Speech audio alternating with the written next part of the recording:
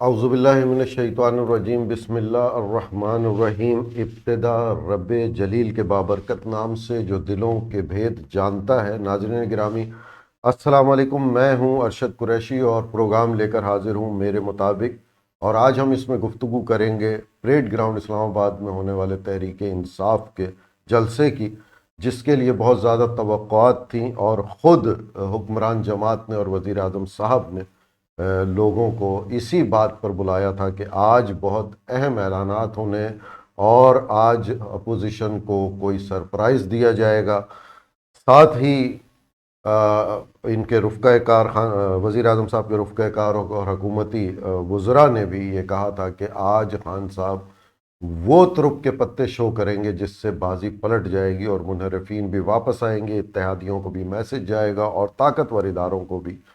پیغام جائے گا۔ لیکن ایسا کچھ بھی نہیں ہوا، کوئی سرپرائز نہیں آیا۔ ہاں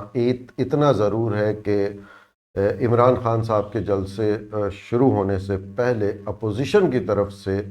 ایک سرپرائز آ گیا، اور وہ تھا شاہ زین بگٹی صاحب کا، کہ انہوں نے جمہوری وطن پارٹی کو حکومت سے علیحدہ کیا، وزارت سے استعفیٰ دیا، اور اپوزیشن کے ساتھ نہ صرف شامل ہوئے بلکہ تحریک عدم اعتماد میں ان کا ساتھ دینے کا اعلان کیا، اور ان کو پرانی جماعت اور سلجھی ہوئی جماعت اور اس طرح کے ان کی تعریف بھی کی۔ دوسری طرف ایک جو نئی پیش رفت ہوئی ہے وہ نون لیگ کا ایک مدت بعد کاف لیگ سے رابطہ ہوا ہے، اور چودھری برادران کے گھر پہ نون لیگ کا وفد گیا ہے، اور اطلاعات یہ ہے کہ نواز شریف صاحب کو اس بات پر قائل کر لیا گیا ہے کہ اگر تحریک عدم اعتماد کامیاب ہوتی ہے اور نیا سیٹ اپ آتا ہے تو اس میں وزارت اعلیٰ کاف لیگ کو دی جائے گی، جو ان کا مطالبہ تھا۔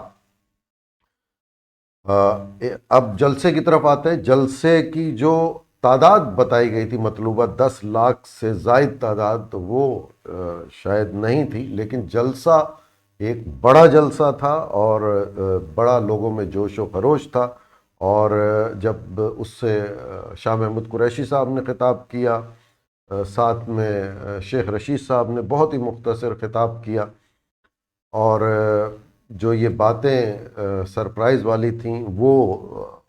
لوگ جو ٹی وی کے آگے بیٹھے ہوئے تھے یا جلسے گاہ میں تھے، یقیناً سب منتظر تھے کہ آج کوئی سرپرائز آنے والا ہے۔ کچھ لوگوں کا پہلے خیال تھا کہ شاید چودھری نثار صاحب آئیں گے، جو انہوں نے اس چیز کی تردید کر دی تھی۔ شاید یہ تھا کہ قبل از وقت انتخابات کا اعلان کر دیا جائے گا کہ عمران خان صاحب عدم اعتماد کی تحریک کا بھی مقابلہ کریں گے، اور ساتھ ہی پھر یہ اعلان کیا جائے گا کہ قبل از وقت انتخابات کرائے جائیں گے، اور ساتھ اپوزیشن کو چیلنج بھی کر دیا جائے گا۔ میرا اپنا بھی یہ تجزیہ تھا کہ شاید ایسا ہو، لیکن ابھی یہ جلسے میں تو نہیں ہوا، لیکن ابھی ووٹنگ کے دن باقی ہیں، ممکن ہے ایسا کچھ آگے چل کے یہ راستہ ایسا ہی ہو قبل از وقت انتخابات کا۔ لیکن اب جو بھی کل بھی ہم نے پروگرام میں کہا تھا کہ یہ جلسے کی تعداد بتائے گی کہ آگے کیا ہونے جا رہا ہے، اور یہیں سے طاقتور حلقوں کو اور اتحادیوں کو اور منحرفین کو بھی پیغام جائے گا۔ آج بہت زیادہ بات منحرفین کے حوالے سے خان صاحب نے نہیں کی، اور صرف فواد چودھری صاحب نے کہا کہ شاہ زین بگٹی کل واپس آ جائیں گے، آج گئے، تو وہ بات بھی سمجھ میں نہیں آتی کہ وہ اگر کل ہی آنا ہے تو آج وہ گئے کیوں ہیں۔ اور جو سرپرائز کے حوالے سے میں نے ذکر کیا کہ کوئی بھی بات نہیں ہوئی، اتنا ضرور ہوا کہ عمران خان صاحب نے بتایا اپنی واسکٹ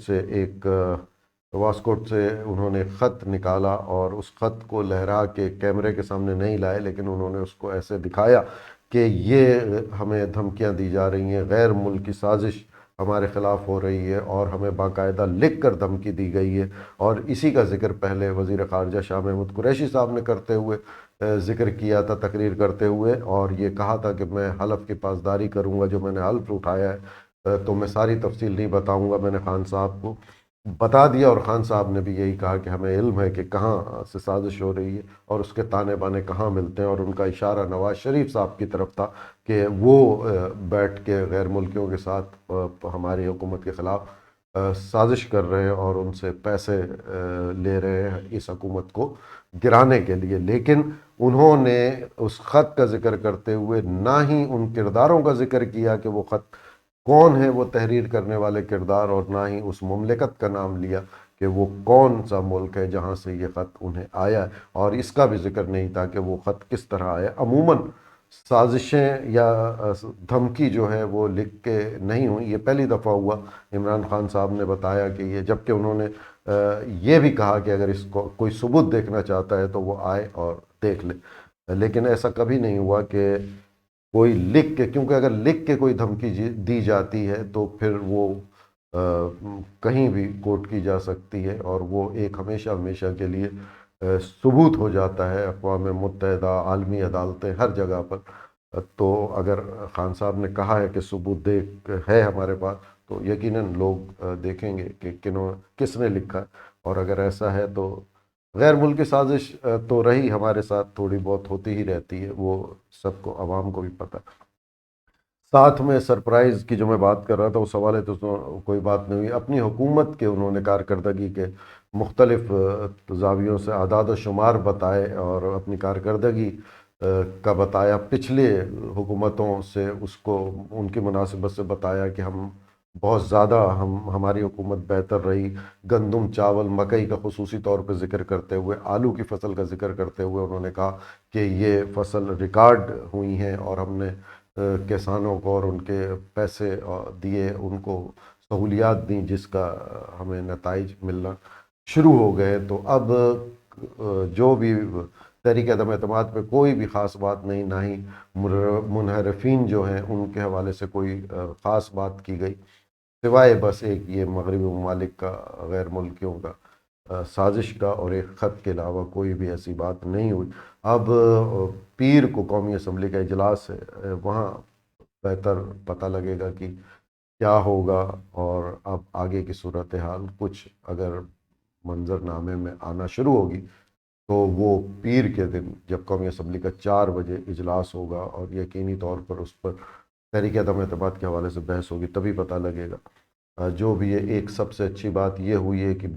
بڑا جلسہ تھا، مولانا فضل الرحمان صاحب بھی اپنے، ان کے بھی قافلے جا رہے تھے، اور نواز شریف صاحب کے بھی مہنگائی مکاؤ ریلی جا رہی تھی، لیکن کہیں بھی کوئی بھی، اچھی بات یہی ہے الحمدللہ، اللہ کا لاکھ لاکھ شکر کہ کہیں عوام کا، کارکنوں کا آپس میں کلیش نہیں ہوا ہے، کوئی ایسا حادثہ نہیں ہوا ہے جس سے ہمیں لوگوں کو اندیشے تھے کہ ایسا ہو سکتا ہے، ایسا ہو سکتا ہے۔ الحمدللہ اب تک کی صورتحال بہت اچھی رہی، اور یہی جمہوریت کا حسن ہے کہ جو بھی ہو وہ قانون کے دائرے میں، جو ہمارا آئین کہتا ہے اس کے اندر رہتے ہوئے